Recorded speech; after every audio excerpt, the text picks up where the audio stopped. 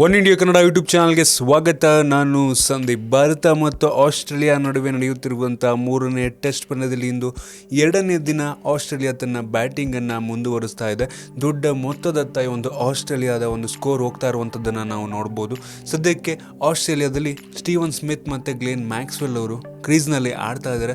ಇಬ್ಬರ ಒಂದು ಪಾರ್ಟ್ನರ್ಶಿಪ್ಪನ್ನು ನಾವು ನೋಡೋದಾದ್ರೆ 182 ರನ್ಗಳ ಒಂದು ಪಾರ್ಟ್ನರ್ಶಿಪ್ ಅವರಿಬ್ಬರಿಂದ ಬಂದಿರುವಂಥದ್ದು. ಭಾರತದ ಬೌಲರ್ಗಳು ಈ ಒಂದು ಇಬ್ಬರ ವಿಕೆಟ್ಗಳನ್ನ ಪಡೆಯೋದಕ್ಕೋಸ್ಕರ ಅರಸಾಹಸವನ್ನ ಮಾಡ್ತಾ ಇದ್ದಾರೆ. ಇದೇ ರೀತಿ ಮುಂದುವರೆದರೆ ಆಸ್ಟ್ರೇಲಿಯಾ ತಂಡದ ಸ್ಕೋರ್ ಒಂದು ದೊಡ್ಡ ಮೊತ್ತ ರೀಚ್ ಆಗುತ್ತೆ.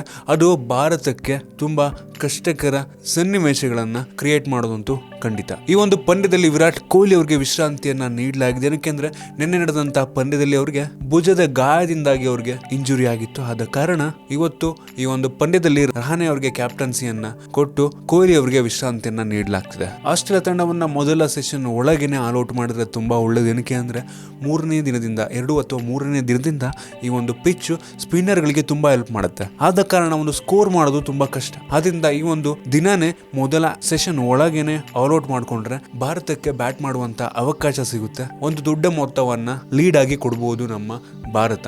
ನಿಮಗೇನಿಸುತ್ತೆ ಒಂದು ದಿನದಾಟ ಯಾವ ರೀತಿ ಇರುತ್ತೆ?